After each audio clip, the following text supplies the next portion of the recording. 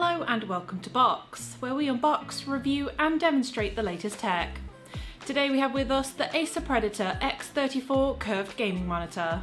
Seen as the best iteration of the Acer Predator series yet, this futuristic, premium quality monitor holds all of the most sought after gaming specs on the market right now, all while looking incredibly stylish. Taking a quick look at the box, there's a good list of staple features like a curved screen, Nvidia G-Sync, and 0.5 milliseconds response time, just to name a few. Opening up the top, you get a good collection of cables and user guides to get you started. There's a power lead, HDMI to HDMI, DisplayPort to DisplayPort, USB-C charging cable, and USB Type-B, along with a handful of user guides. Now the box is quite large, but that's because the monitor comes with the stand already attached, letting you set it up right out of the box. The monitor is pretty heavy, weighing at around 8.6 kilograms. It can make it a little awkward to place, but it does have a handhold on the back for holding more securely. In terms of connections, there's a row of all of your main inputs on the base of the monitor, including a 3.5mm headphone jack, two 2.0 HDMIs, two display ports, one USB-C with charging capabilities, one USB Type-B upstream, two USB ports and a power outlet. As a plus, there are two additional USBs on the left-hand side along the edge if needed. The stand is very futuristic looking with a sturdy metal frame and two elongated metal legs. The legs are a little on the sharp side, but this really adds to the dangerous Predator style that Acer are going for.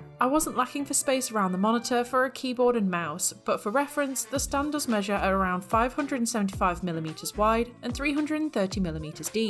There's even a small slot on the stand to help keep cables together to avoid messy wires. As this monitor is so large, it does need a lot of space, so bear this in mind when considering buying this monitor. Taking a look at the back, you get this striking angular vent design which follows down the spine for an almost biomechanical look. The display has a good amount of flexibility when it comes to angle adjustments. It tilts back quite far when raised to full height, and there's a 30% swivel in both directions using this beautifully designed disc mechanism. The screen can be raised to about 130mm high, making it comfortable for those who are on the taller side. The only movement that you can't make is the rotation into portrait mode, but this is most likely due to its ultra-wide size. Alongside the accessories in the box, you do get this handy little clip that fixes to the back of the stand, transforming it into a space for storing your headset out of sight when not in use. Controlling the monitor is easy when you have access to this small selection of buttons on the back to the right. There's a power button on the top, three function buttons for the quick menu, and a joystick for navigating the OSD. It takes a few tries to find the right buttons and to get to know what they do, but once you get a good touch memory, it's really quick to get the settings you need. With the screen powered on and ready to go, you can see just how delicately thin the bezel is around the edge, really making most of that full ultra-wide display. Right away I made sure that I had the display settings set to the highest resolution,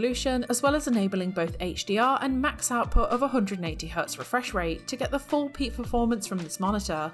Getting into the specifications here, you get a 34-inch 21:9 UltraWideQHD display with a 3440x1440 resolution. It's an IPS panel with a backlight LED for that super rich colour and 1000:1 contrast ratio. Not only is this display wide, it also sports a 1900R curvature, really letting the screen wrap itself around your field of vision for a more immersive gaming experience. I was surprised to find that it comes with two powerful 7-watt speakers, perfect for hearing game and movie sound without needing any additional sound system.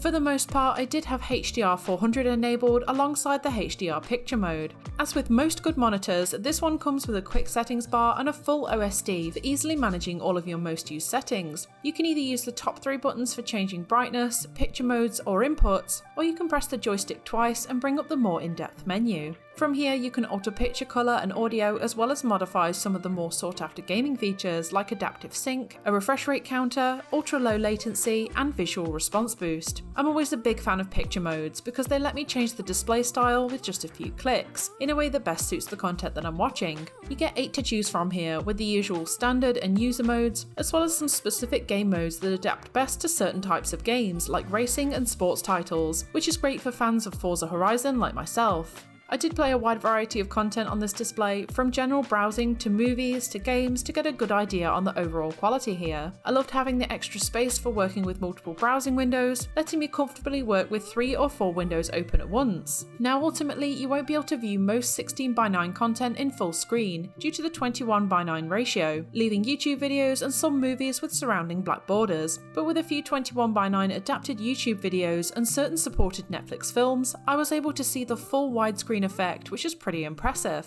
With HDR enabled, the colours were extremely vivid, though not unrealistic. I got some brilliant rich tones and a consistent picture quality through everything I watched, even with HD content. In a bright room, the screen deflects glare really well thanks to the anti-glare coating. Checking the view from a sharper angle, I got a pretty decent picture quality with hardly any distortion. It helps having that 178-degree viewing angle both horizontally and vertically, so I know that even when the screen is angled slightly, I don't lose quality. Of course, the picture truly shines in a dark space. It just shows how sharp the picture really is, and most of all, the amazingly deep contrast between lights and darks. Gaming is of course paramount for this monitor, especially when it comes to the ultra-wide compatible games. I played a range of Steam and Xbox PC titles and found most booted up and recognised the display settings before adapting accordingly. I had the refresh rate set to 180Hz, and though it's largely achieved through overclocking, I mostly reached between 144 and 180Hz throughout. Vividly bright and animated games like Fortnite and Splitgate came out beautifully crisp with strong colour and surprisingly smooth gameplay for online titles. The more cinematic games were incredibly immersive, feeling more like I was sitting in the driver's seat in Forza or hurling objects at oncoming enemies in Control. Of course, with a 0.5 millisecond response time and G-Sync and Adaptive Sync working hard in the background, I hardly saw any instances of stuttering even in the most high-performing games. I did get a few instances of lag in online games, but that's completely understandable depending on my internet access. The overall lack of tearing and flicker, however, did make my gameplay experience extremely comfortable, which was a relief. I did have a go at playing a few of these titles with features like Adaptive Sync and HDR on and off to get an idea on how they really improve the picture. With HDR, there was an instant difference. All the colours felt much brighter, the contrast was stronger, and the environment just felt more realistic. The adaptive FreeSync was probably a lot harder to gauge as I only played it a few times, but the fact that I couldn't see any glaring distortions or stuttering in the picture, it clearly was working hard in the background to give the best game performance possible. Of course, something to always check in a monitor is the possible deformities that could be present. Though I couldn't get the picture to completely fill the screen for the test, it still gives a good indication on the presence of IPS glow, backlight bleed, or dead pixels. From what I could see, the display was pretty flawless out of the box. There was no sign of visible imperfections, so I know that there was nothing in the way of receiving a clear, consistent picture in everything I watch. Though monitor speakers don't always have the best reputation, the inbuilt speakers on here were pretty strong contenders. The bass wasn't all too strong, but for volume it was substantially loud even on half volume. To give you an idea, here's a small sound sample of the quality you can expect.